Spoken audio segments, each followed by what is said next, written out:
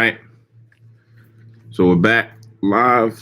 Let's do the second half of the service. We're going to go to Deuteronomy, the 8th chapter, read it in Hebrew first, and then we'll pick up in the English with edification. This is Deuteronomy 8 and 1 in Hebrew. It says, Ko Hama Tazawa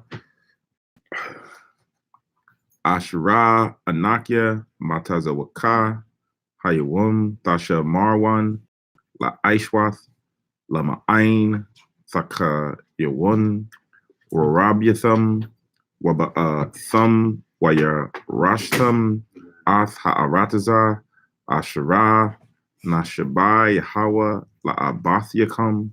Verse 2 was a Kartha Ath Kol Hadarak Asherah Hawala Yaka Yahweh Alahayaka Za Arabayim Shada Bamada Bar Lama Ain Aithanka Lana Sathka Lada Aith Ath Asherah Balababka Hathasha Mar Matazawathwa La'a. Verse 3 Waya Ainka Waya Aibka Waya Kolka Ath Haman Asherah La'a Yada Aith Wala'a Yada I1 Abarika Salak Abathyaka Lama Ain Hawada Yaika Kaya La'a Ail Hala Kum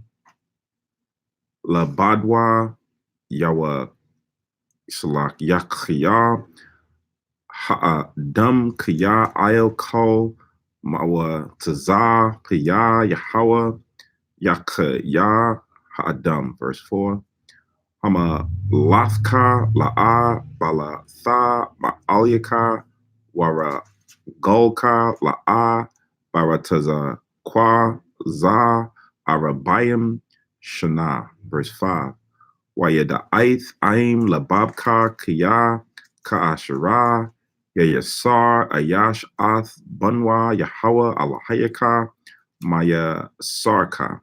Verse 6 Wayasha Martha Ath Mataza Wath Yahweh Alahayaka Walakath Bada Rakyawa Wala Yara'ar Athwa. Verse 7 Kiyah Yahweh Alahayaka Maba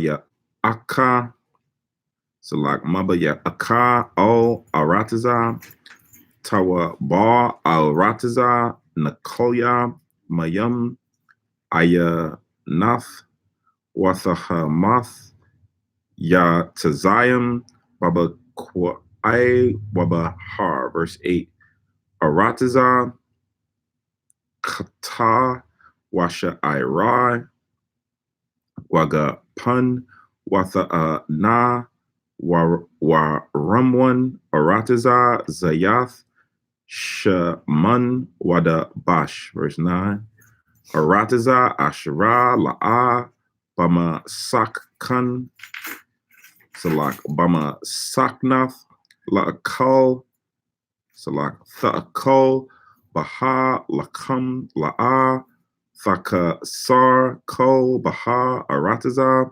Asherah Bunyaha Bara Zol Wamahararyaha Thaka Tazab Nakashath. Verse 10 Koltha Washa Baitha Waba Rakfa Ath Yahweh Alahayaka Ayel Ha'arataza Hataba Asherah Nathan Laka. Verse 11 Hashamar Laka Pun Thashakath Salak Thashakak Ath Yahweh Alahayaka Laba Lathia Shamar Mataza Wathyawa Wama Shapatyua Waka Kwathyawa Asherah Anakia Mataza Waka Haya Wum. Verse 12 Pun Tha'akol Washa Baitha Wabathyam Tawabium Sabana Waya Shabtha, verse 13. Waba Kwarka Wataza Anka your Rabian was Waka Sap was a Hab Yaraba Laka Wako Ashara Laka Yaraba, verse 14. Waram Lababka Washa Kakfa Ath Yahawa Alahayaka Hama Wataza Yaka Ma'arataza Matazarium Mabayath Ibadium, verse 15. Hama wa Yaka Bamadabar Haga Do Wahana Wara Nakash Sharap Wa'ai Korab Wataza Maiwan Ashara Ayan Mayam Hama Watazayak Laka Mayam Mataza War Hakalum Yash, verse 16. Hama Kolka Mun Bamada Bar Ashra La'a Yada I want Yada I one Bathyaka Lama Ain Ainathka Wala Ma'ain Nasafka Lahaya Tabka Ba'akar Yathka, verse 17. Wa Martha Bala Babka Kakya Wa Aitazam Yadya Aisha Laya Ath Haka Yo Hazah, verse 18. Was a Kartha Ath Yahawa Alahayaka Kya Hawa'a Hanathan Laka Kak La Aishwath Kayol Lama Ain Hakwa Yum Ath Bara Yathwa Ashara Salak Nashabai La Bathyaka Waya Salak Kayawum Hazah, verse 19. Waha Ya Shakak Tha Shakak Ath Yahawa Alahayaka Waha Laktha Akarya Alahayim Akaryim wa Ibatham Wahasha Thak Wayath Laham Idathya Haya Wum Kya Ada Select Abad Bad one, verse 20, last verse. Kagawa Yum Ashra Yahawa Ma'ada Select Ma'aba Yad Mapanyakam Kun the Abad one I Quab Laya Thasha Maiwan Bakwa Wo Yahweh Alahayakam. All right, so that's it. Hebrew. We go up to 20, huh? Yeah. We'll read it in the English. Right.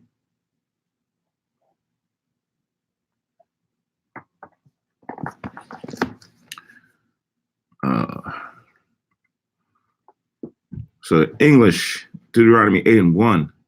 It says, all the commandments which I command thee this day shall ye observe to do, that ye may live and multiply and go in and possess the land which the Lord sware unto your fathers. Right. So it's a reminder, a reiteration of the agreement. If you do the commandments, you'll be blessed in the land. You're going to possess it. I have promised this to you. And it'll be fulfilled if we keep it up in an agreement. It's something that if you know somebody, like, sometimes based on experience, you know the actions of what a person is apt to do on normal occasions. Mm-hmm. And it's like, you always got to keep reminding them about the consequences of their actions, mm-hmm, so that they can consider their way, right? So, if a person, is always late and there's something that needs to happen and they need to be there, you just remind them, right, like, listen, you need to be there. I know it says it's supposed to be at 8. Normally you'll show up at like 8:20. This one, you can't do that. You got to be there about 7:50. better yet, 7:30, right? Give yourself more time. All right, I got it. You're going to keep telling your mind, like, yo, you going to be there? Yeah, I'm going to be there. Nah, man, don't play. You going to be there? It's like, I got this. Like, you ain't got to keep beating me in the head. With certain people, you got to keep beating them in the head because they just don't always get it. They don't see it. So the Lord, throughout all these chapters and verses, you'll see that there's always a reminder of the covenant. There's always a reminder of keeping his commandments because we don't keep them, right? So it has to be, I'll give you what you could receive, but in order to receive that, you got to do this. And if you don't do it, then I'm going to give you that. You know about that, right? All right. I'm just saying, I'm reminding you, you sure you're going to do it, right? All right. Because I'm going to do this over here, right? It got to be that, it's that constant reminding, that constant, chastening, so that you can't say, well, I didn't know, I forgot. No, you knew, you fell victim to whatever lust or temptation that was sent your way. Right. Like people usually say, life is short, but really it's not. Yeah. It's not really short, because if you live, let's say, from the time you're born to, let's say, 80 years old, it's a long time. A minute in a day can get you off track and you out. Yeah. So that's why over the time you got to keep reminded as long as you live. Yeah. Okay. And that's what the Most High does. As long as you're present, right? He ain't call you in the spirit world. You have to be reminded, because at any time you can switch off. Yeah. Yeah. You're right. So read it again. All the commandments which I command thee this day shall ye observe to do, that ye may live and multiply and go in and possess the land which the Lord sware unto your fathers. And thou shalt remember all the way which the Lord thy God led thee these 40 years in the wilderness, to humble thee and approve thee, to know whether what was in thine heart, whether thou wouldest keep his commandments or no. Right? So we had to remember, when we was hungry, the Most High gave us manna from heaven and quail, right? What the Lord did when we was thirsty, and the Most High gave us water from the rock, right? When we was at the rivers, and the rivers was the tree thing in there, and it made it sweet. Like, the Lord had certain things happen to see how quick we was either going to defect from him, or who was going to be faithful and be like, I'm not worrying about it. Most High got me. Right? So for 40 years, that's like, you living in a house with a woman, speaking to the men that's in here, and she's just not in the right. She's just not what she thought she was. But you trying to work through it. You're trying to work through it. And it's just a burden, right? This thing happened, you're like, all right, you're patient, and you lean with it. This thing happened, you're patient, you lean over there. At some point, like, you know what? I am out. I'm gone for a week. I got to get away from you, right? Then it comes to a point where you get 30 years in, and you look back and you say to yourself, man, all this that I went through, man, damn it, man. You start thinking about all different instances of different things that happened that you had to work yourself through for that situation with her, right? So the Lord is saying the same thing. It's like, yo, for 40 years, I've been dealing with all kind of stuff from y'all, cursing me out, talking about it was better over here. What I gave you wasn't good enough. Damn it, I've done all I can, and I gave you food from heaven. Ain't nobody have food from heaven. Ain't nobody get food from heaven that the Most High self's going to drop. The stuff that we get come here, he showered it down from heaven. And that still ain't good enough. Like, damn it, man. Like, at some point, if it was anybody else, you say, you what? All right, look, we just got to go our separate ways. We done. Like, I can't deal with this. This ain't benefiting me. It ain't benefiting you. Let's just go our separate ways. But the Most High didn't do that, because he made that agreement. He sticks to it. He's not like man who breaks that word or who don't show up or do things. Lord says, no, I made an agreement. I got to stick to it. But I'm going to also stick to this curse that you entered in. I'm going to jack y'all up every time. But along the way, you got to sit back and think and say, he right, man. Dad, look how many times he been there. Look what we did. Look what we said. Look what we wore. Look what we ate. Right? So that's what he's reminding us, that he did that for a reason, to see if he was going to, do his way, follow his word. You know, when you get kids and you grow up, you know, it's gonna be, you know, you're gonna start laying up certain tests. You know, you're like, all right, you want to go where? I know what type of person he is, but I'm all right. Go ahead. I want to see what you're gonna do. I'm gonna see, and then you either based on whatever, you're like, all right, now you trust them more.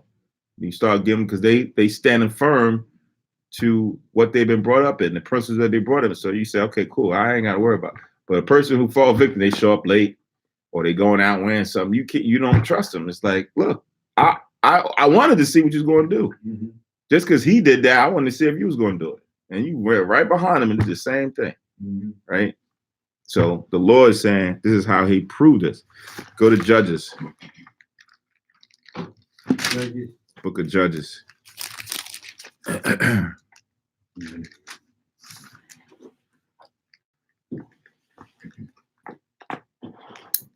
Third chapter.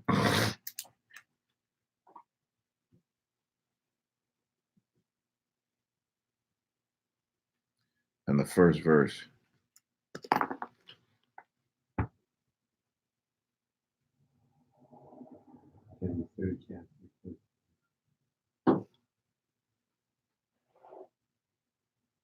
So Judges 3:1.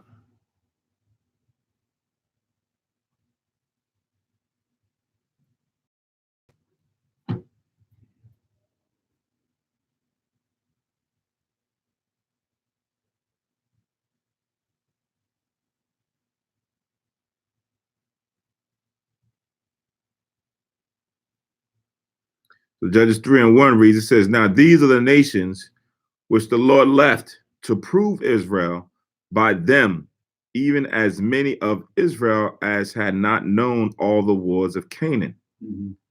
Right? So the Lord said he left some of the Hamitic nations around us to prove us, right? To see whether we keep his commandments or follow their word. Only that the generations of the children of Israel might know to teach them war the least, such as before knew nothing thereof. So in the midst of proving, we was going to have somebody to learn how to fight against, right? We came out of Egypt. We wasn't born in Egypt, right? We didn't learn how to fight. So when we came out, the Most High said, you got to now stand up an army. You got to know how to defend yourselves. You got to know how to fight. You got to have warriors and soldiers, right? A lot of countries, that's what they do. They have a military, so that someone comes in and want to fight against them, they can fight and defend themselves. So the Lord was doing that with us. It says, verse 3, namely 5 lords of the Philistines and all the Canaanites and the Sidonians, Hivites, and the Hivites that dwelt in Mount Lebanon, from Mount Baal Hermon unto the entering in of Hamath. Right? It says, and they were to prove Israel by them, to know whether they would hearken unto the commandments of the Lord, which he commanded their fathers by the hand of Moses. And the children of Israel dwelt among the Canaanites and Hivites, and Amorites and Perizzites and Hivites and Jebusites. And they took their daughters to be their wives, and gave their daughters to their sons, and served their gods. And the children of Israel did evil in the sight of the Lord, and forgot the Lord their power, and served Baalim and their groves. Therefore the anger of the Lord was hot against Israel, and he sold them into the hand of Cheshire-Rish-Athim, king of Mesopotamia. And the children of Israel served Cheshire-Rish-Athim 8 years. Right? So he did that on purpose. He didn't utterly destroy them. See what they was going to do. And they failed. Did the wrong thing. And he said, all right, I'm going to put y'all in captivity under the king of Mesopotamia. For 8 years, y'all going to be there. Right?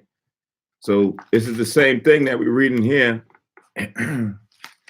in Deuteronomy, as far as for sometimes you got to prove us. Right? You got to get proven. Same thing like when you get a friend, scripture tell you in Apocrypha, you got to prove a friend. You just can't, you don't trust them blind. And you got to go out there and say, I want to see what they do with this little secret I tell them. They keep it, all right, prove, good. They keep into our friendship, to my agreement that we had, that we wouldn't share each other's personal secrets. This person never did that. Well, as this person over here did it, you don't deal with them the same way. You kind of either cut them off or you be real short with them because you know how type of person they are. So here back in Deuteronomy 7:2, and thou shalt remember all the way which the Lord thy God led thee these 40 years in the wilderness, to humble thee and approve thee, to know what was in thine heart, whether thou wouldest keep his commandments or no. And he humbled thee and suffered thee to hunger and fed thee with manna, which thou knowest not, neither did thy fathers know, that he might make thee know that man doth not live by bread alone, but by every word that proceedeth out of the mouth of the Lord doth man live, right? So again, he said, look, I fed you with food that none of your fathers knew, manna that came from heaven. I gave you that hoping that you would understand that every word that I give you, every commandment that I give you, every statute is what keeps you alive. Not the food that you eat, and it's the word that the commandments, because once you violate that, I'm gonna destroy you. Mm-hmm. You can have all the food you want in your house, in your storehouse, but I'm gonna destroy you. So how you live is by the keeping of the Most High's commandment, right? Two scriptures, go to Matthew 4, and then we'll go to John 6.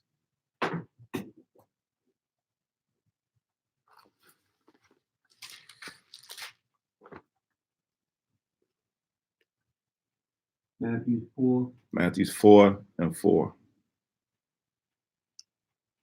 Again.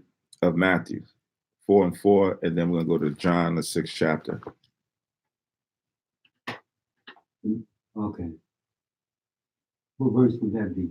In John, I'm not figuring it out yet. Where I'm gonna start at. Okay. All right. So Matthew 4 and 4 says, but he answered and said, it is written, man shall not live by bread alone, but by every word that proceedeth out of the mouth of God. Right? So Christ is reiterating on what the Most High said here when we was in the wilderness by Moses. Right? As much as he fed them, it's what he gave them spiritually that allowed them to live. Right? St. John 6 now. John 6.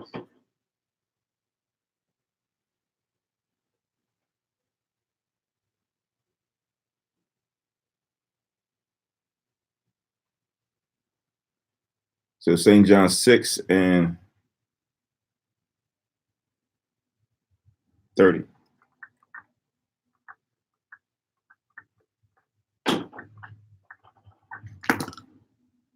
So St. John 6 and 30 says, they said therefore unto him, what sign showest thou then that we may see and believe what thou dost work?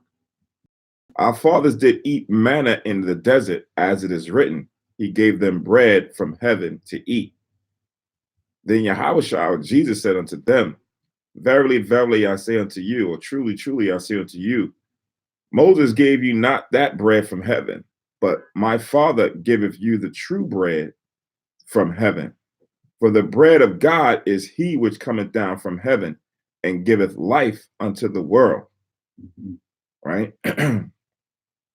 So Yahushua is not talking about the actual bread or the food. He's talking about, as symbolic as the Most High sit down bread from heaven, now it's representing him because he is that. Verse 34, they said unto him, Lord, evermore give us this bread. And Yahushua said unto them, I am the bread of life. He that cometh to me shall never hunger. He that believeth in me shall never thirst. Right? As far as for the teaching, the understanding, the example, all of that. If you eat Yahushua's bread or his teachings, then you'll never lack. You'll never be unwanted. You'll always be filled. Right. Right? Jump to verse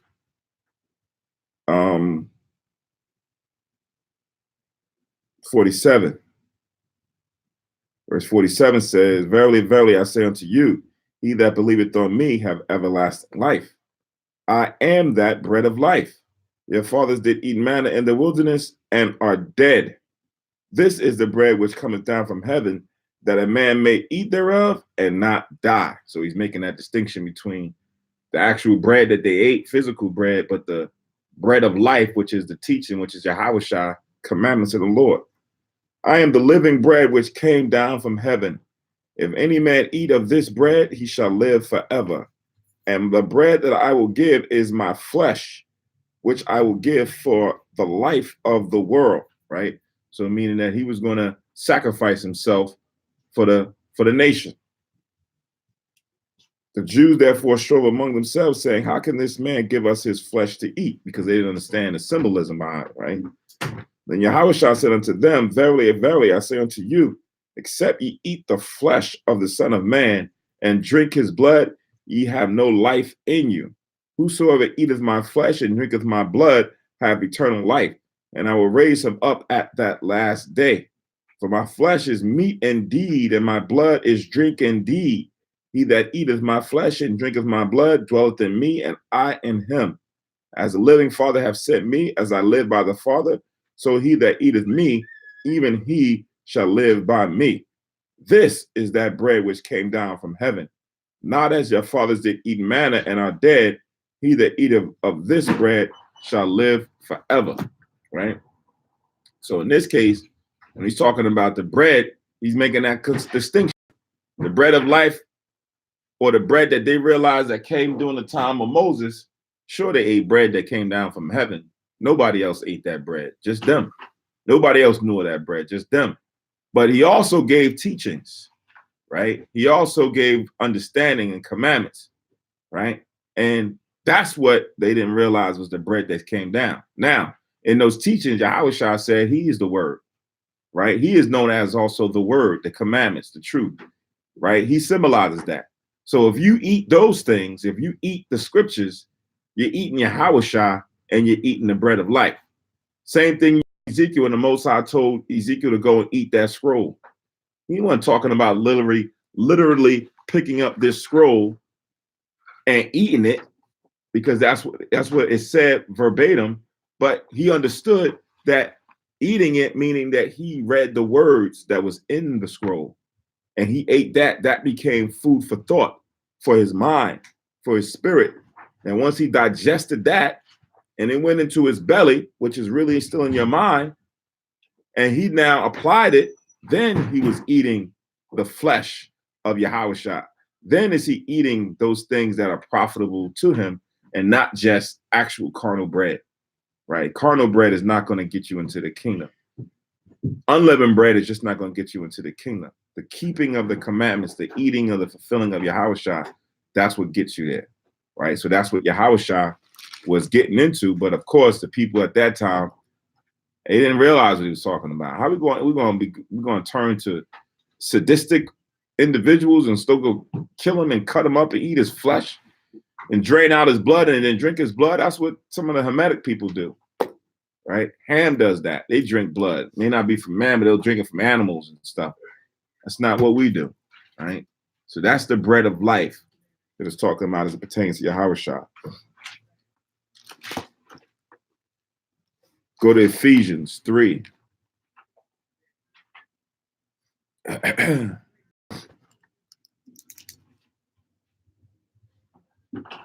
Ephesians 3:17.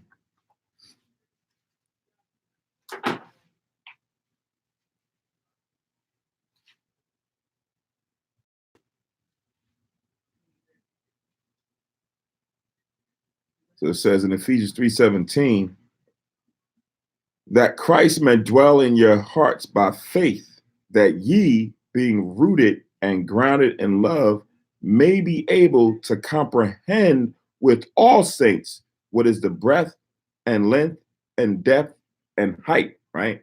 So we want to be able to be a part of those who can comprehend the fullness of Yahushua, right? Which is that bread. It says, and to know the love of Christ, which passeth knowledge, that ye might be filled with all the fullness of God. So that's the intent. We want to be filled with all the fullness of the Most High through Christ, right? So we understand we have to go into detail about all of the different facets and depths as it pertains to what makes us who we are supposed to be, right? To know our weaknesses and our strengths and how to strengthen our weaknesses, right? How to sustain our strengths, how to help build up those who are weak or don't, or who lack the same thing. You want to feed them as well. So this is what Yahushua took from what Moses is saying to the children of Israel here, as far as for that every man must live, that man must live by bread alone. But man must live by the word that proceeded out of the mouth of the Lord, and not by bread alone. And he is that bread, right? His body. He himself embodied the word of the Most High. So I'm gonna stop there and go back to Deuteronomy 8. Now we have verse 4.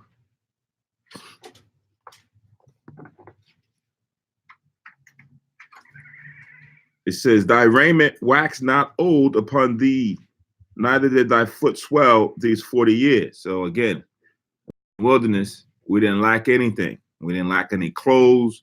We didn't get, sore-footed walking around for 40 years as travelers or nomads, going from place to place. The Most High took care of us. It says, thou shalt also consider in thine heart that as a man chasteneth his son, so the Lord thy God chasteneth thee, right? So the Most High is always going to, for those who are his, you're going to try to rear them up in the right manner. Right? Hebrews 12. I forgot. Go on, man. I still got it going on. Hebrews 12. What you want? Hebrews 12.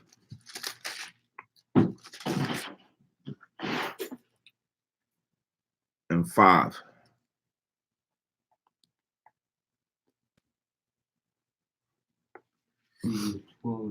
Hebrews 12 and 5.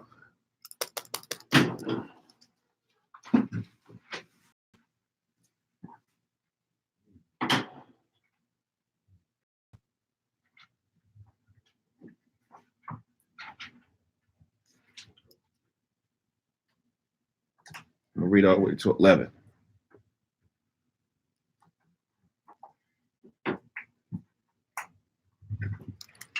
Somebody read that. Baba Kusha.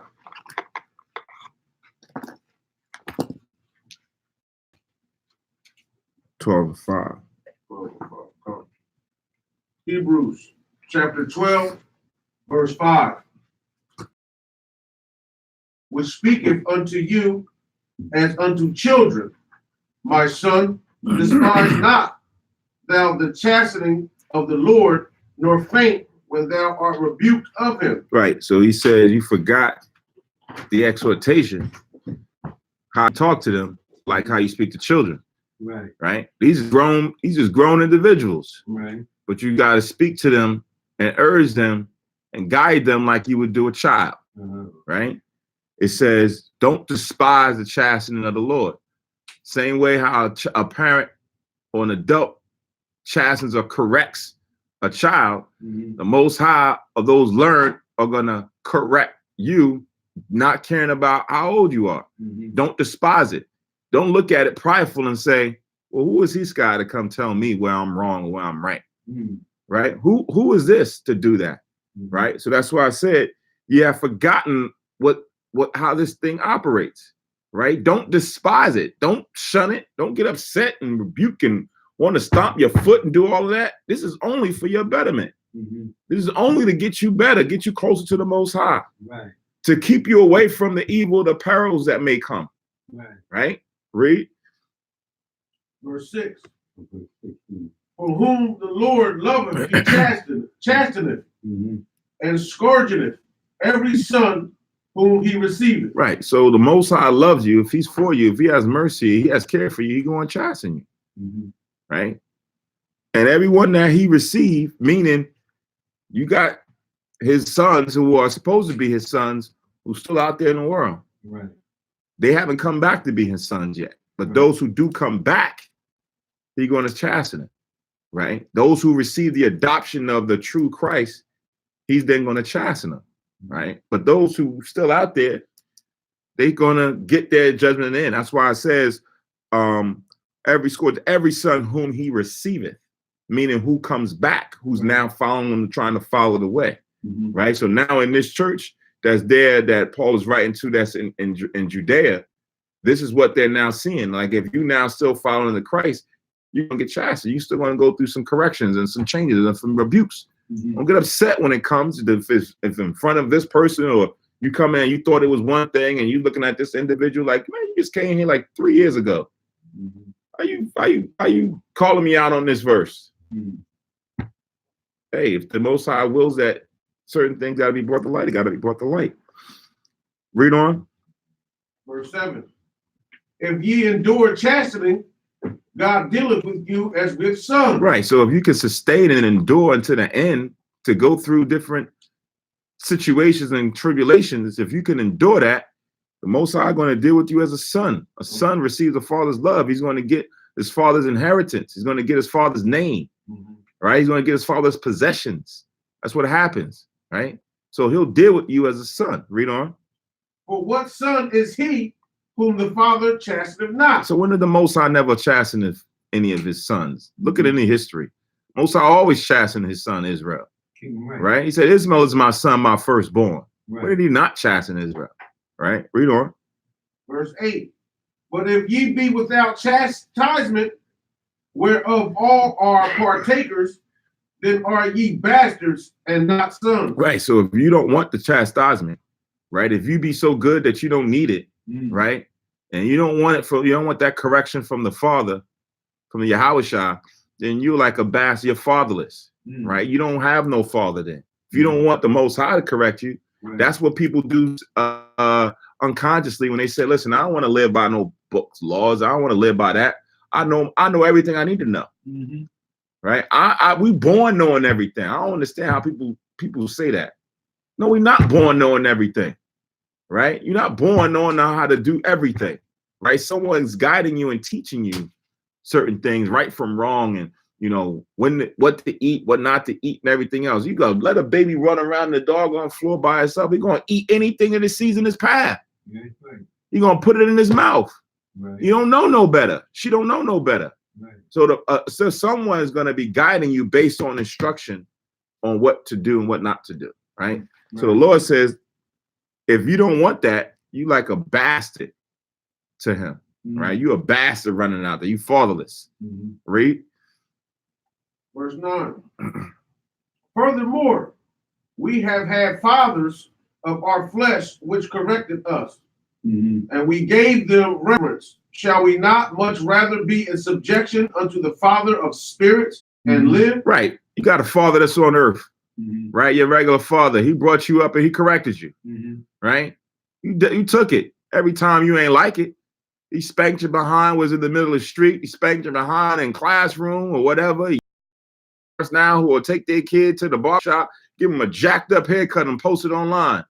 That's what you want to do, right? You want to be out here wilding out on Instagram and everything else. I'm gonna show everybody. I'm gonna show up, shaving his head. Now he upset and he mad, right? Because the father chastened him. He probably pissed off with him at that moment.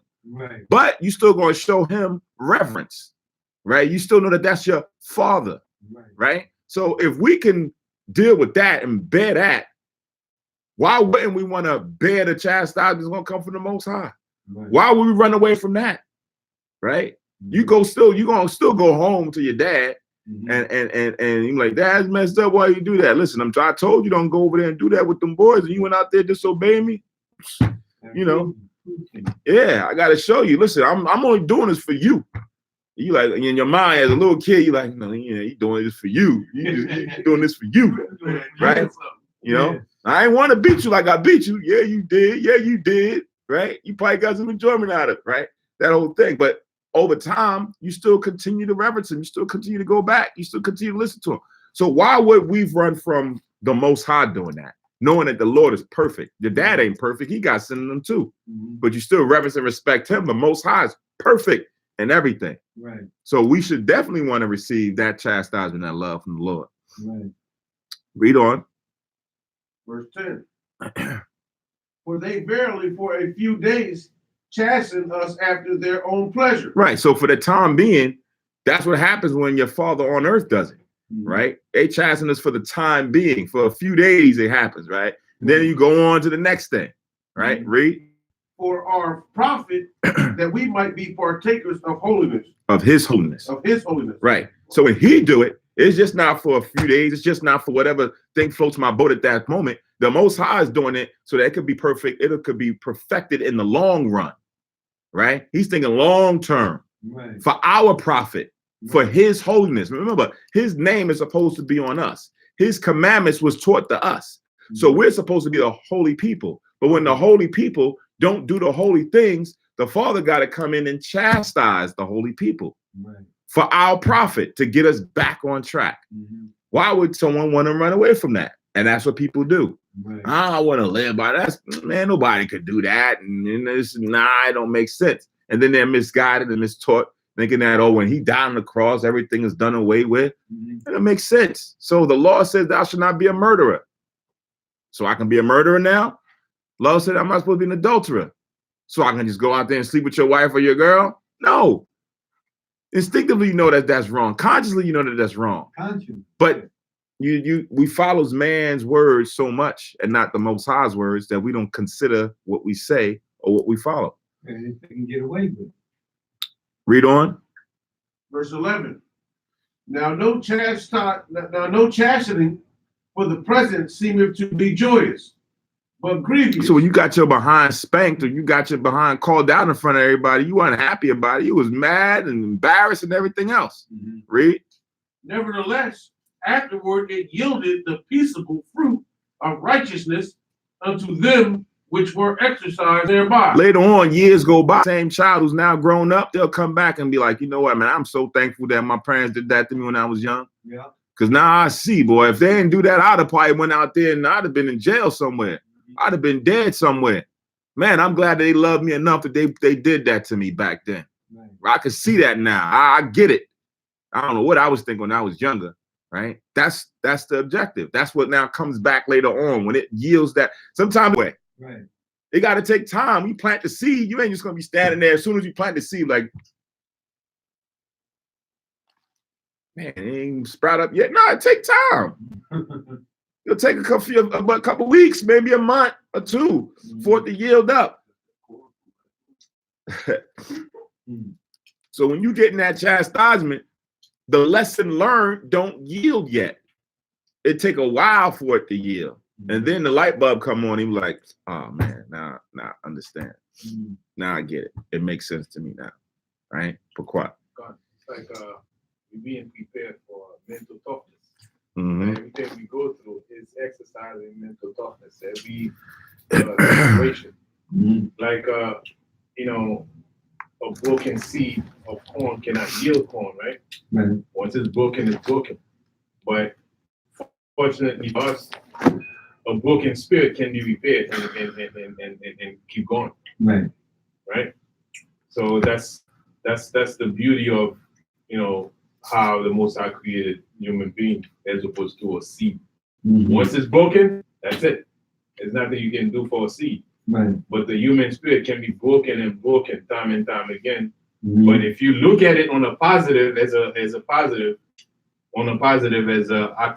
you see, oh man, it's temporary. But somebody who's not thinking positive, they thinking on the wrong way. They say, man, I'm always going through this, and I'll never be able to do this thing. That's not thinking the right way. They put it in their mind that they can't do it. They can't do it. And once you convince yourself you can't do it, you'll conquer. Right. Yeah. You gotta keep on putting in your mind that you can do it. Right. You can do it, or you can use different strategies, different thinking in the situation. Right. Tough there, but hey, I'm working through it. I'm going through it, I'm working through it. Positive. Right. Yeah. All right, let's go back to Deuteronomy 8. Okay. You went all the way up to what? Al-Qadar? 11.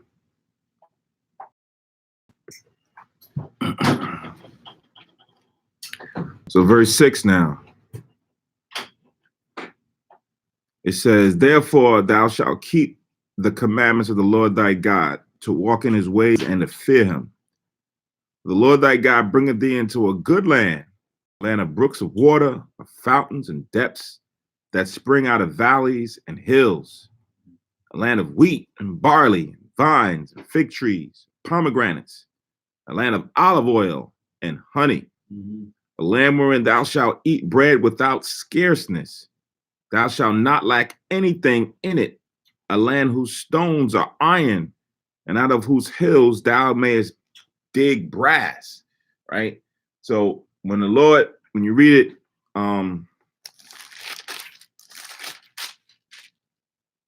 go to the 11th chapter.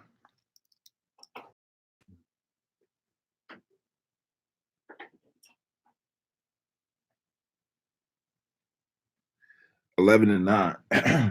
Deuteronomy 11 and 9.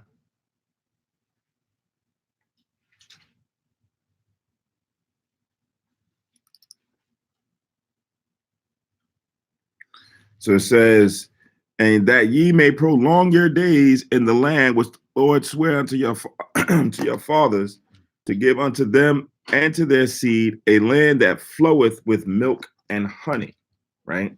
So we just read about, you know, how good the land is, brooks of waters and fountains and springs and valleys and hills and wheat and barley, fig trees, olive oil, honey, right? So when he said of land that flow with milk and honey, it ain't literal that in the valley, in the stream, it's going to be milk flowing in the streams, right? That's not what it's talking about. When it's talking about flowing with milk, like all of these things that we describing that's in here, is in order for milk to be produced, what happens? Where do we get milk from? Cows, goats, right? We get it from the cattle. But for the cattle to yield good milk, what does it need?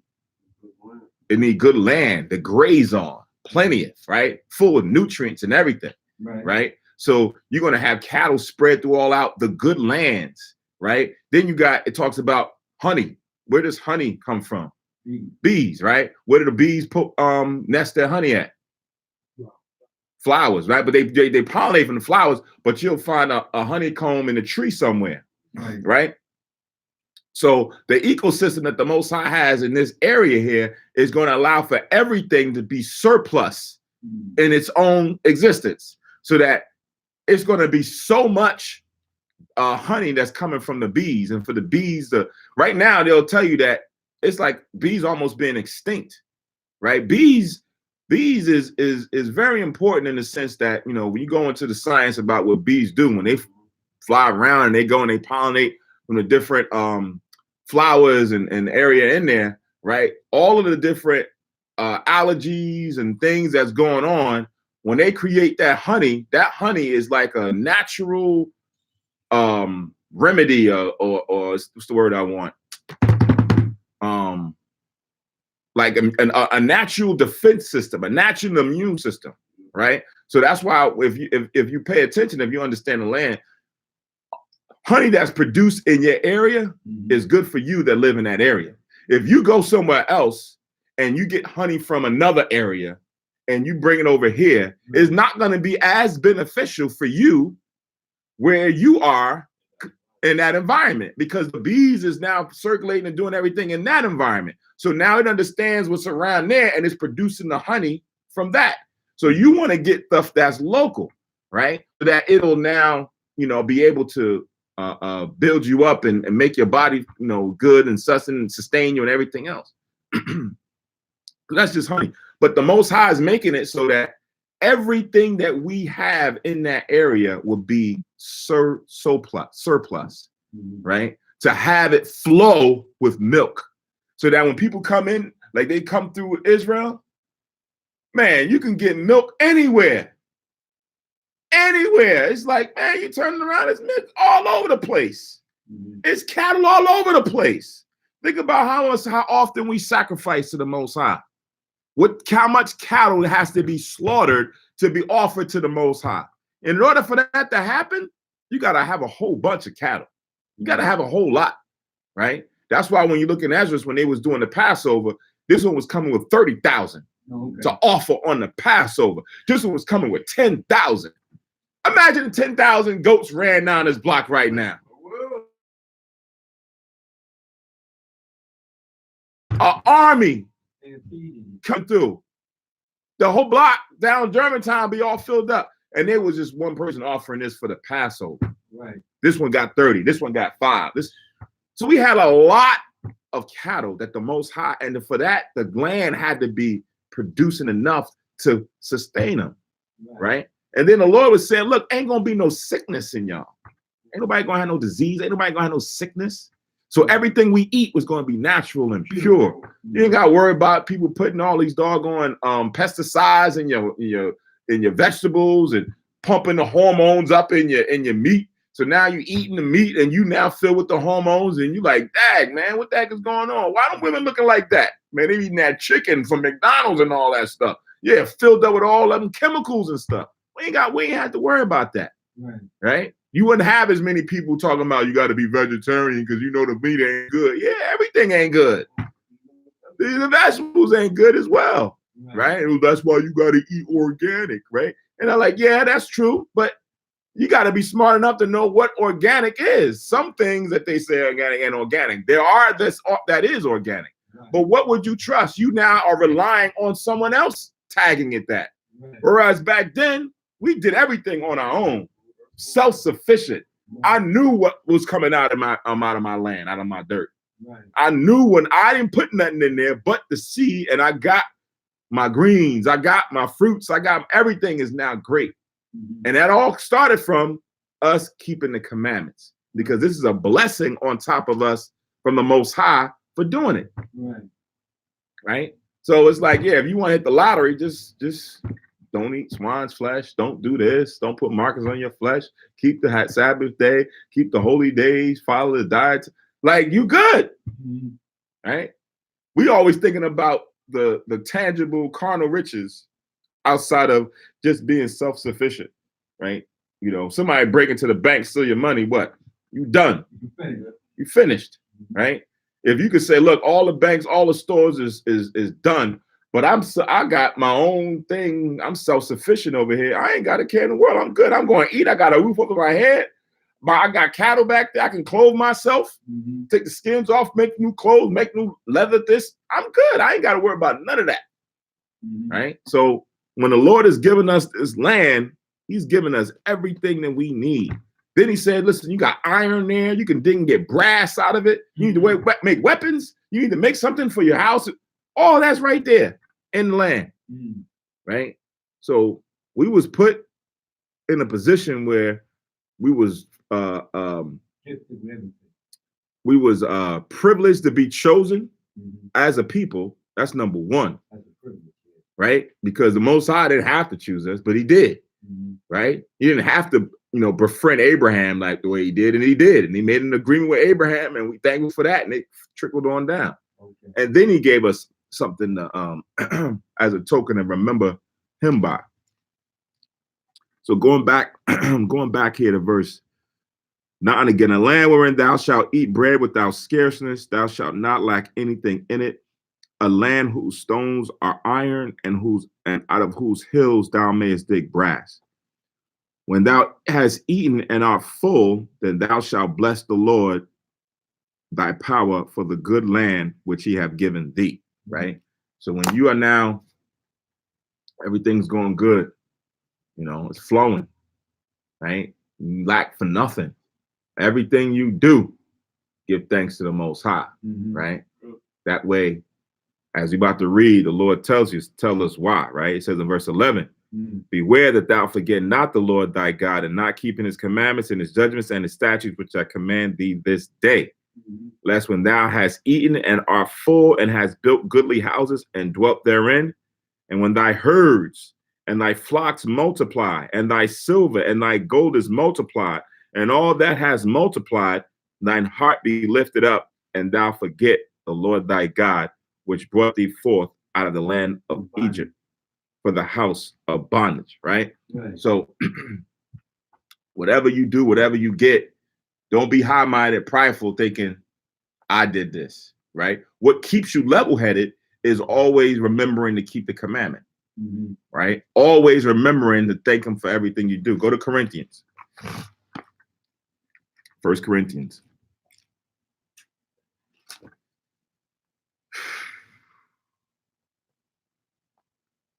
1 Corinthians 10 and 31.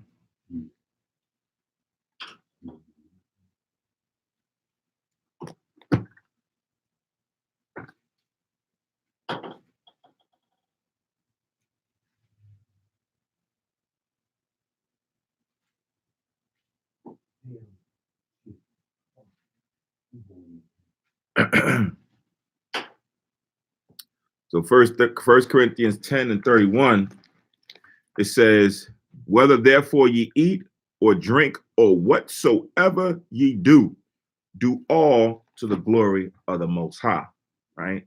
So in anything that you feel that you've accomplished or that has been gifted to you, or you've been fortunate to overcome, always thank the Most High for that, right? You say 1 Corinthians what? 10:31, right? Because you don't want to fall victim to when you don't keep the commandments and you don't thank him for what you got. It starts with the commandments, because the commandments now gives us the true image of the Most High. And then you give him his glory and honor for the things that you receive, because you're knowing that everything that is here is of the Most High anyway. Your house, your silver, your gold, the food, all of that comes from the Most High. He owns it. It's his. Created it. So you always want to give him his thanks and his praiseworthiness for, you know, got a job, you got a wife, you had kids, right? You dodged a bullet. It could have been you. That car came down the street and hit. Could have been. There's a lot of things that you always want to just be thankful to the Most High when things are going good. You say 10 and what? 31.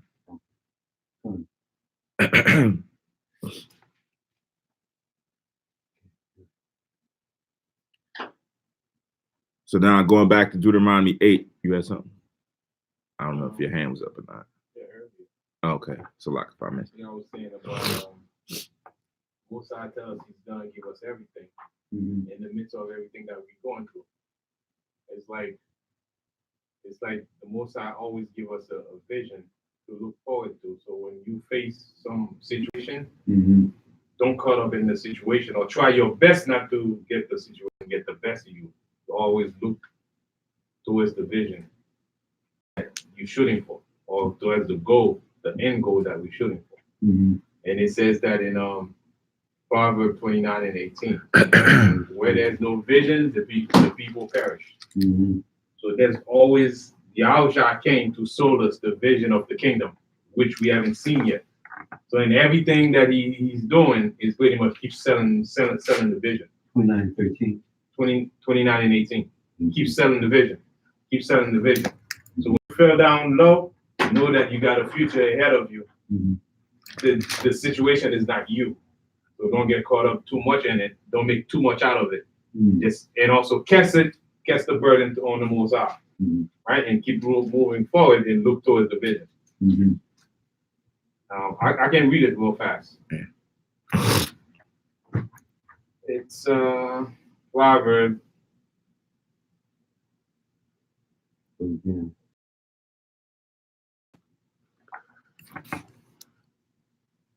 Proverbs 29 and verse 18.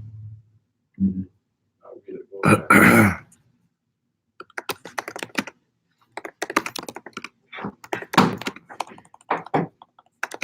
Proverbs 29 and 18 reads, where there's no vision, the people perish. But he that keepeth the law, happy is he. So if you keep the law, you know there's a future for you, because there's a purpose for why you're keeping the law, because you know where you had it.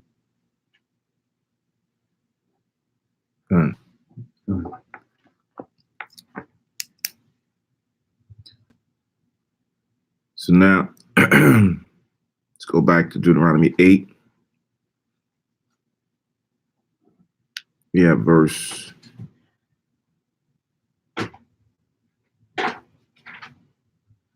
15. I'm gonna read 14 again. It says, then thine heart be lifted up, and thou forget the Lord thy God, which brought thee forth out of the land of Egypt from the house of bondage, who led thee through darkness, wherein fiery serpents, drought, where there was no water, who brought thee forth water out of the rock of flint. Right. So we went, gone through it many times as far as for these references. Sorry, I know it's already in our notes because we referenced these before, but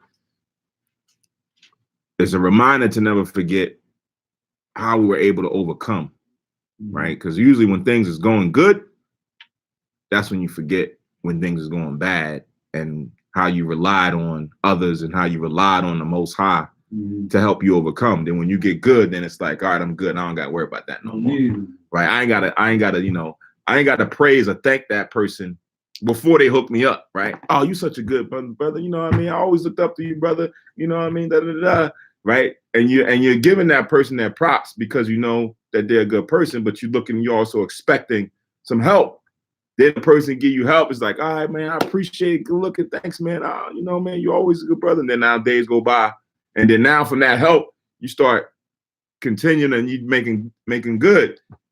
And then you forget everything. You don't care about that brother no more. You don't even look to call him no more. You don't even acknowledge him no more. Now it's, you know, when somebody said, man, I see you doing good. How you, man? That's hard work. You know what I mean? Hard work got me where I'm at right now, man. You guys gotta, you know, put in that time and, you know, hard work, man. You like hard work? Okay, that's good. Hard work is good.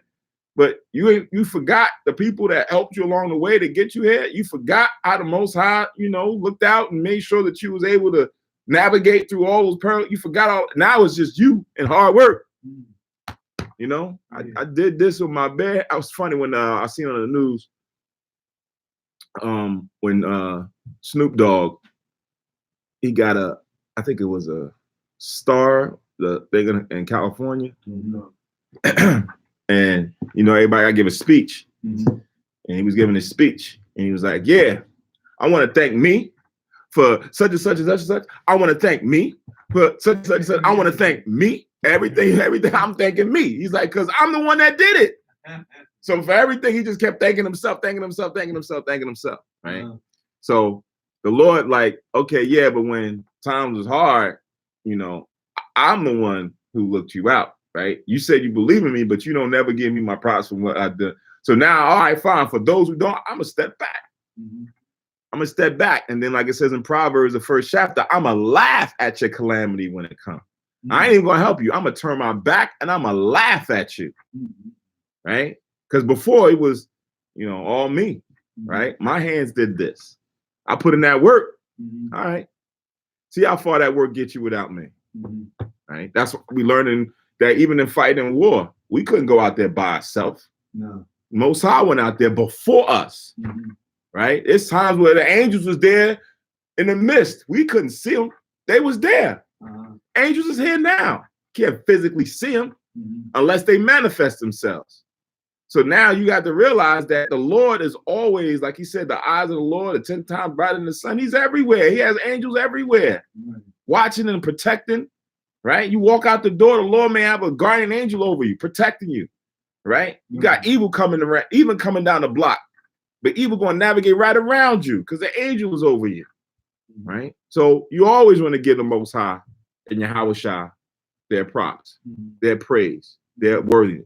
Right? Because without it, you don't know where you be. There's a lot of things that you know, sometimes I talk about, you know, we're talking about sicknesses, right?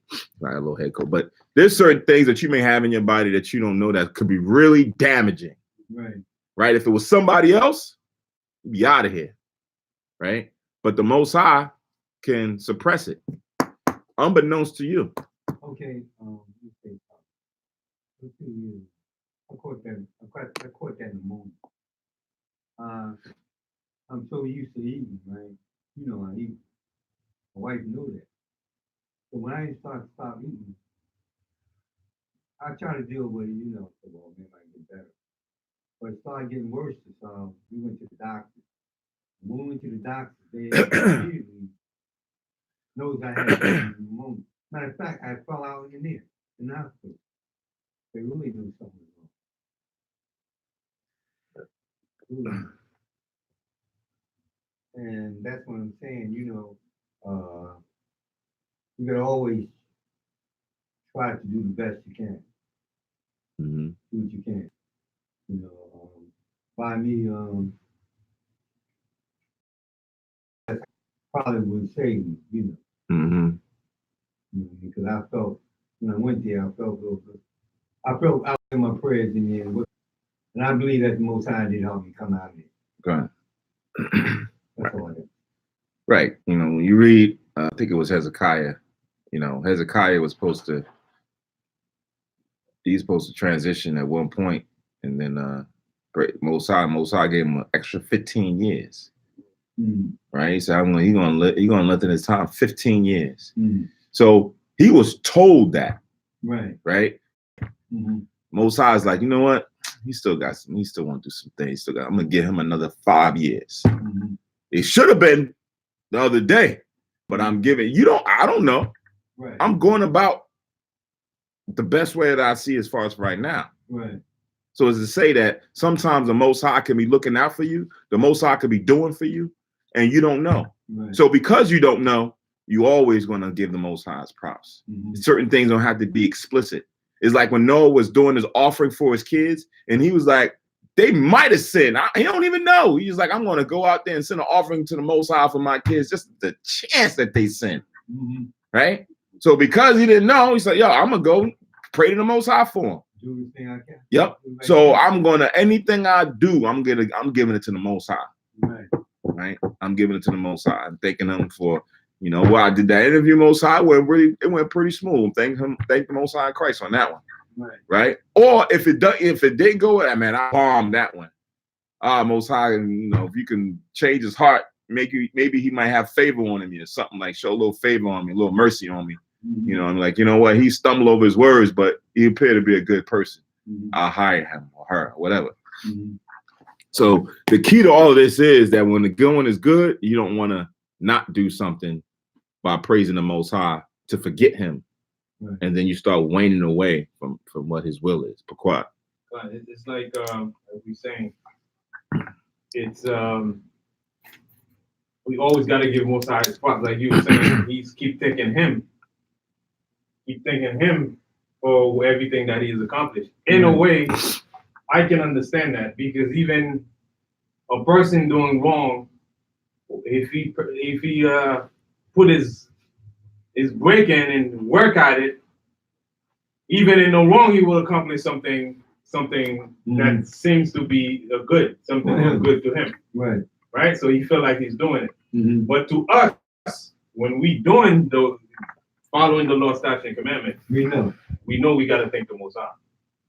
Right? But somebody else that's in the wrong, he feel like everything he's done is his. But at the end, it's gonna amount to nothing, because it's not, going towards the way of the Most High.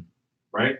And one thing that I want to touch on that you just talk about, like when we doing the right thing, we thinking the right thing, we don't have to worry about the result, because the result we know is going to of what we're gonna get. But we know eventually it's gonna be positive, because we're on the right side. You're on the right track. We're on the right track. We don't know if we're gonna get this or that, but whatever we planted, just like we talked about yesterday, whatever we planted, we know we're gonna get something good. So if we plant corn, we're gonna get corn.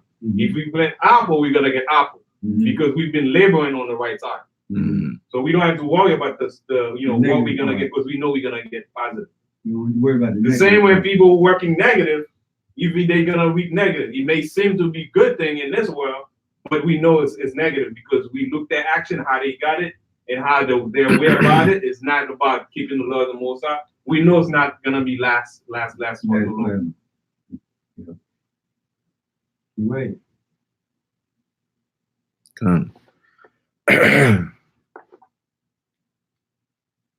So let's go 16 now. 16. It says, who fed thee in the wilderness with manna, which thy fathers knew not, that he might humble thee, and that he might prove thee to do thee good at thy latter end. And thou say in thine heart, my power and of my hand have gotten me this wealth. Right? So that's what you want to avoid, right? That you forget the Most High and say that you've done this all on your own. It says in verse 18, but thou shalt remember the Lord thy God, for it is he that giveth thee power to get wealth, that he may establish his covenant, which he sware unto thy fathers, as it is this day. Right? So you may have done it with your own hands, right? You may have walked down there, you may have jumped in this, you may have went and said so, but it's the Most High that's gave you that power, that wisdom, the words, the inspiration, whatever it is to do what you do. And you got to recognize and acknowledge that that it comes from the Most High, Mhm. that the Most High don't feel away and take it away. Mhm. Right? Then when they take it away, then you're gonna come right back to the Most High and be prayer, asking them to help you out again. Yeah. Then you get it, and then you go off on your own, right? Smart. What about the people that be doing a lot of negative stuff? They don't know nothing about God. Mm-mm. But They don't know His will. So things just still happen to them. They know of His will. I mean, they know of God, but they don't know His will. Right.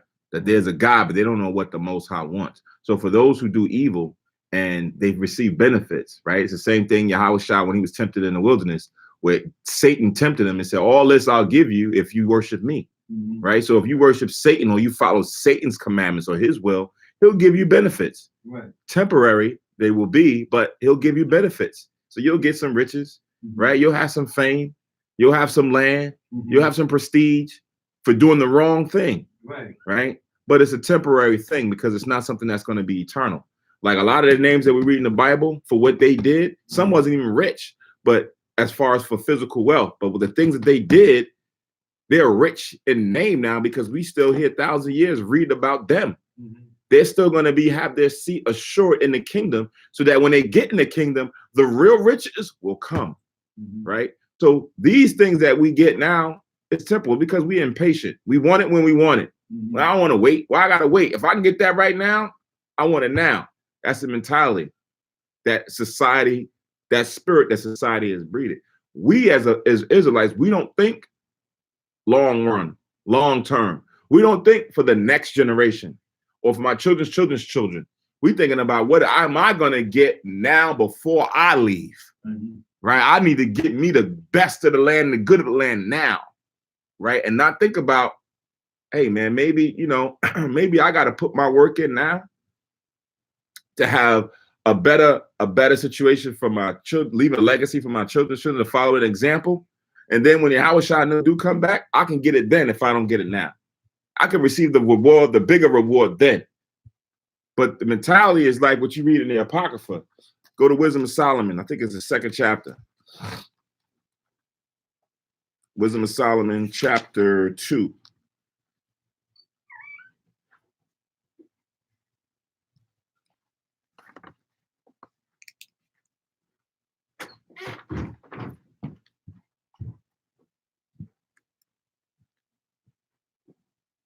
So Wisdom of Solomon, chapter 2, 1 through 6. I'll probably stop at 6, see how far I go. So Wisdom of Solomon, chapter 2 and 1, it says, for the ungodly, like you said, there's people out there who do evil, right? For the ungodly said, reasoning with themselves, but not aright. So they're thinking, trying to rationalize things, but they're not thinking with a clear head. They're not thinking with a righteous mind. It says, our life is short and tedious, and in the death of a man, there is no remedy. Neither was there any man known to have returned from the grave. So amongst the ungodly, they're thinking like, look, man, when you die, that's it. That's it. Ain't nobody coming to help and save you. You die, you done. Right? Wisdom of Solomon, chapter 2, and verse 2 now says, for we are born at all adventure, and we shall be hereafter as though we had never been. Right? For the breath in our nostril is as smoke and a little spark in the moving of our heart. So we here just by chance. I'm born in the world in this generation. Why wasn't I born in another generation? I'm here now, no. It's a big bang. Just so happens to be. And I'm gonna live it up, right? I'm like a spark that go. Like when you see it, it's going. It's going. You ain't gonna see it no more. That's why my time. I'm gonna take advantage of it. Which being extinguished, our body shall be turned into ashes, and our spirit shall vanish in the soft air. And our name shall be forgotten in time, and no man shall have our works in remembrance. And our life shall pass away as the trace of a cloud, and shall be dispersed as a mist that is driven away with the beams of the sun, and overcome with the heat thereof. For our time is a very shadow that passeth away, and after our end there is no returning. For it is fast sealed so that no man cometh again. Come on, therefore, let us enjoy the good things that are present, and let us speedily use the creatures like as in youth. Let us fill ourselves with costly wine and ointments. Let no flower of the spring pass by us, Let us crown ourselves with rosebuds before they be withered. Let none of us go without his part of voluptuousness. Let us leave tokens of our joyfulness in every place. But this is our portion, and our lot is this, right? Then it goes on to the other one as far as for the righteous man was like, that's not all. Like, what was this guy talking this stuff, man? We're going to prove him. But that's the mentality of right now, of today. I'm going, right? I can't take none of this with me, so I'm gonna enjoy life to the fullest. YOLO, you only live once.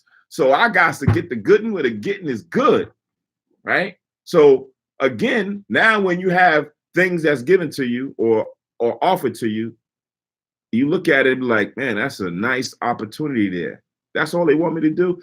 It don't seem right, but if all I got to do is that to get that, I'm gonna do that. All right, what's up? Sign me up, right? And now you're getting it. And then you got people who they'll receive worldly riches and benefits and be like, oh man, I want that God, right? You know, God looked me out. What God you talking about? Because the things that you're doing is not what God advocates for. And God would not give you that for not doing this, right? So now you see why it was a good testimony for the Most High to have Yahweh's temptation documented so that we can see you can get good things for doing bad things, right? You can get carnal things, I should say, for doing bad things, right? Because everybody going to ask, well, why they getting all that good stuff and you talking about that's not the right way to go, right? Why they benefiting? Why you ain't benefiting like they benefiting, right? And because it's a temporal thing. Judgment is going to come. Now, if you was to fast forward and see what they got after the fact for doing those things, what the Most High's gift is going to be, then you say, oh, all right, cool. All right, yeah, I don't want to do that, right? But we're impatient. Right. And it's like I always take the example. If we plant altered seed of corn, it will grow just as the real one. Mm-hmm. But eventually, we're gonna find out that this thing gonna kill you if you continue, get it. But when you put two and two together, it's almost like you can't tell which is which. Yeah. So that's the way it is. Yeah. So I always thought that for those that doing bad but having worldly gain, I always thought that was like they were worshiping the devil, but I thought that was from the devil's game. Someone who's doing bad? Yeah, just not like following the laws. Like, okay, you know how everybody say, "Oh, I'm blessed." You know, they started their own business and they boom and they got money, buying big houses and all that, good stuff for the world, but they're not following the laws. I thought that was going towards more of when the devil had took Yahweh Shai up on the mountain and said, well, if you serve me, you can have everything that's in this world. I thought that was their basis of what they were serving.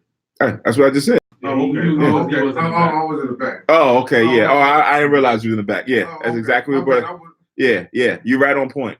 Yeah, you're right on point. I didn't even know you said that. Yeah.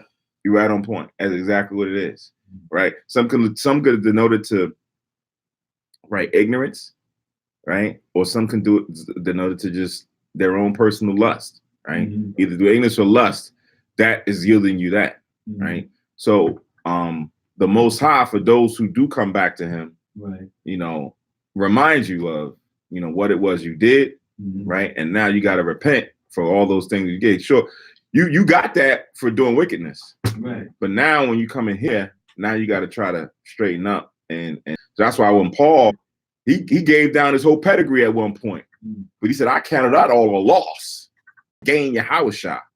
I had a reputation, I was esteemed, I had all of that. I counted that all a loss, right? That wasn't profitable to me. So when I got with Christ, then it was like, all right, now I got great gain, and now it comes with that is whatever comes with it. I mean, and what came with it wasn't all, flowers and dandelions. He was shipwrecked. He was almost dead. He was in prison. He was going through a lot of stuff to gain Yahushua. Right? Right. But the gain, the thing that he had to go through for what he's going to get in the end, it's like, come on now.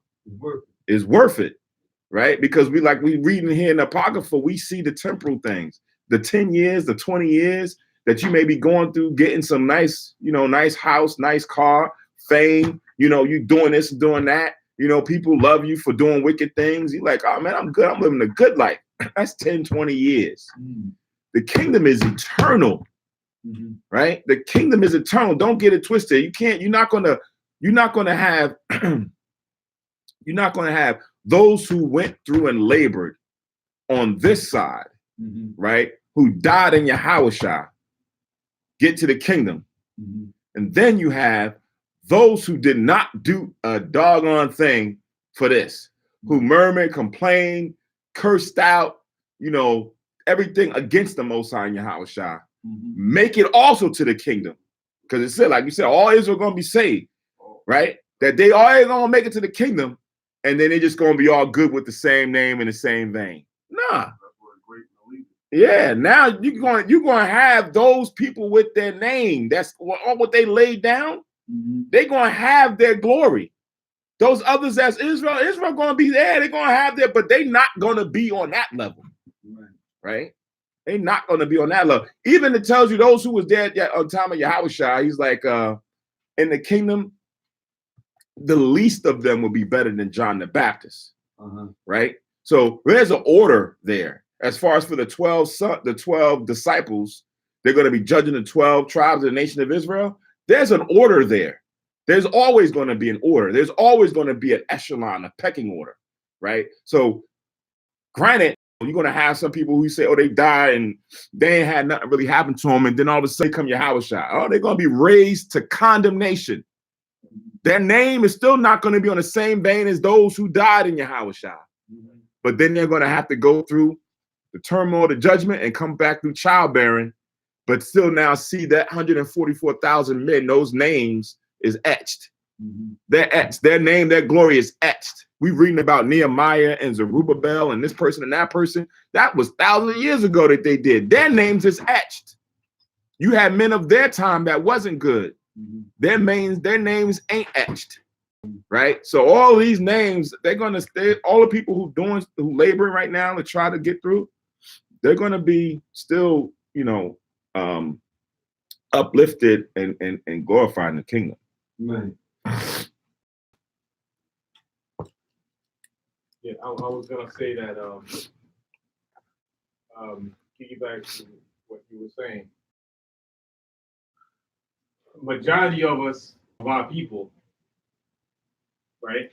They're gonna go through the fire, the nuclear destruction, but they're gonna be better off, like the hundreds bringing out, better off than anybody else, right? Because they're gonna be born in the kingdom, right? So if those of us who are pretty much following the Lord's statutes and commandments, it's like we the one running the race right now. Even if we finish last in the race, like we keep messing up, but we sincerely keep coming and try to come back, keep saying it. We're gonna be better off than most people, right? Than people who the 2/3, they're gonna be in the kingdom. They're gonna be okay. But us that's fighting, even if we don't make it, at the top of the race, but we're still gonna be better off, right? And also another with the riches, the question you asked earlier. Sometimes people out there in the world who can have some good idea or have some know how to make it, they're not all in all dishonest. They may have some good virtue about how to do this, how to do that, but they cooks in the other area. At the same time, you may have somebody who is honest, but he's not rich.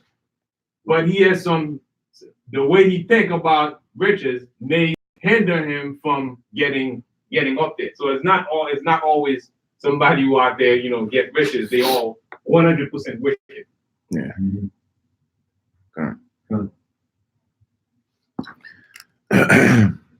All right. So back in Deuteronomy 8, we have verse 18. But thou shalt remember the Lord thy God, for it is he that giveth thee power to get wealth, that he may establish his covenant, which he sware unto thy fathers as it is this day. Verse 19, it shall be, if thou do at all forget the Lord thy God, and walk after other gods, and serve them, and worship them, I testify against you this day that ye shall surely perish. Right? So if you leave me and you go somewhere else, you're gonna die. I'm letting you know right now, you're gonna die. That's what the Most High saying, right? 20. As the nations which the Lord destroyeth before your face, so shall ye perish, because ye would not be obedient unto the voice of the Lord your God. Right? So that's just to show you that the Most High is going to deal with the other nations. But when you join unto them, you're going to go down right along with them. You're going to follow right on them. Blind lead the blind, they both going to go in a ditch. We following after people who don't have the Most High's will and heart. You're going to fall to a destruction with them. And like we always say, the Most High pick the trials and things that you go through, and we choose how we go through it. You can go the right way or you can go the wrong way. Yeah. All right. So that concludes Deuteronomy, the 8th chapter.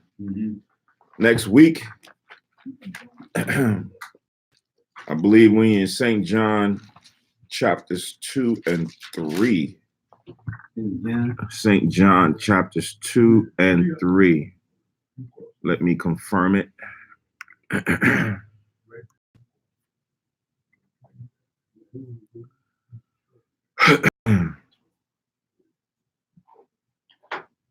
St. John chapters 2 and verse 3 for next week's Sabbath service. Also, remember, keep in mind that tomorrow night is the new moon, the 8th new moon. That's coming up tomorrow night. So tune in for the new moon service that will be conducted. And as I've been making mention known before, for all the congregation, those that's listening on the live, watching the live stream, listening on the teleconference, make sure we try to step up our offerings and tithes and different things to the school, so that we can make sure that we can continue on this the classes at night, Tuesdays and Fridays, that we can keep the Sabbath service going, because this is now all part of, sustaining the upkeep of everything that we have going on. We kind of lacked in the minute. It's raining already. It's kind of lacked already. And we kind of had to really buckle up to try to keep things going. So again, for those who are watching, who are listening, again, please send in tithes and offerings to keep this going, so that we can continue to fellowship, congregate, worship the Most High, learn, teach, and do so forth and so on. All right. So just want to put this out there. We'll pray on it, so that the Most High can, make someone fortunate enough that, they come in and something and bless the school and thank the Most High, and then we be somewhere else. So we always want to put that out there. I've been doing that for the past several weeks. And also sometimes we gotta pray for whatever we're doing, that it works out. So we have the funds also bless us. And when the Most High bless us, then we can pretty much keep going. Kind. For each other, that whatever we do at a job, we'll get a promotion, we'll get the funds up, whatever we do, keep the congregation and everyone in prayer, so that things can keep going. Kind.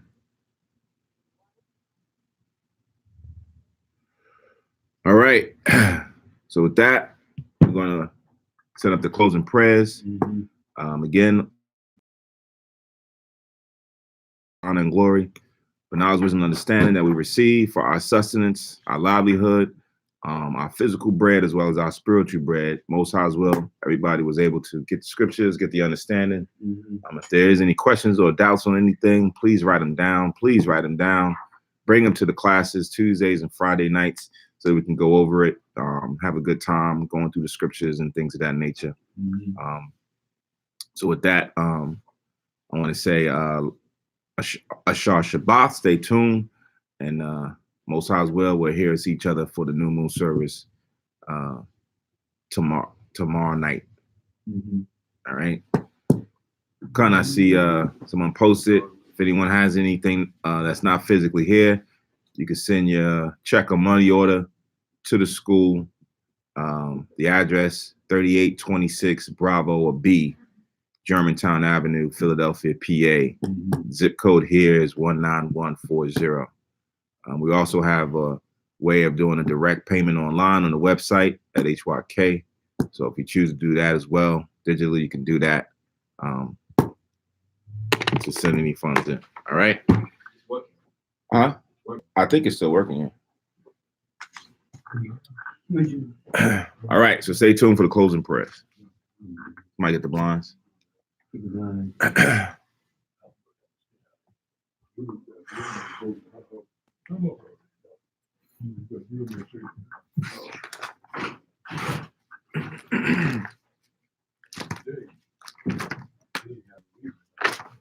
What you got right on? I'm gonna go for you to pay your time. Just wait till we finish the prayer. Okay.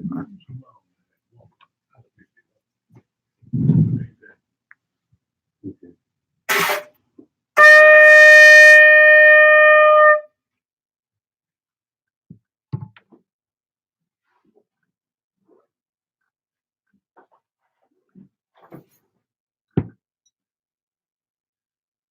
Barakatha Yahweh, Ba'Hashem Yahweh Shah, Asherah, Nathalanawa, Par Yahagapin, Thwada Aman, La Yahweh, Ba'Hashem Yahweh Shah, Ath Yasha Allah.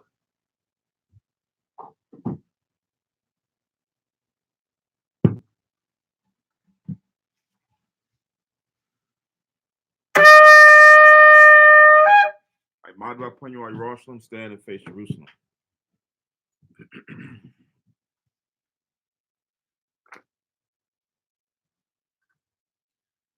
Yahweh, Ba'Hashem, Yahweh Shai, Baba Kushah, Shemai, Lanawa, Aitha, Yum Yun, Aitha, Shalat, Ma'aka Allah, Waha Allahayim, Tazwadakim, La, Shema Ayel, Barak, Rapah, Magun, Rahakaziyat, Bunya, Yasha Allah, Washalat, Lanawa, Rabiim, Kakama, Rabiim, Da'ai, Rabiim, Bayana, Rabiim, Sabalanwa, Rabiim, Amawan, Rabiim, Aqua, Rabiim, Ahabim, Rabiim, Haganah, Rakhanaya, Wasalat, Ko, Kata Ayamnawa, Laha Akim, Wa Akiwa, Wayasha Allah, Thum Yad,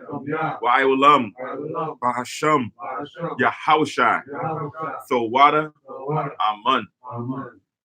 English translation: The Most High, in the name of Christ, or Yahweh, in the name of Yahushua, please listen to us now, right now. Send Michael and the righteous powers or angels to watch over, bless, heal, protect, and make strong the children of Israel. And send to us much wisdom, much knowledge, much understanding, much patience, much faith, much brotherhood, much love, much spiritual protection. And forgive all our sins for the brothers and sisters in Israel, always and forever. In the name of Christ, or Yahushua, thank you, so be it. Four Corners Prayer. Yahweh, Ba'Hashem, Yahushua, Barak Nawa, Wayasha Allah, Wabathya Saparium, Shema, Yasharella, Yahweh, Allah Hayanawa, Yahweh, Achad. English translation: The Most High, in the name of Christ, bless us and Israel in the house of books of schools. And Deuteronomy 6:4, Hear, O Israel, the Lord our power is one power. So again, with that, we say Ashar Shabbat. Peace and blessings to all Israel, Most High's will. Everybody has a Tawab or good up remaining Sabbath day. And we'll see each other tomorrow night. Shalom. Go on.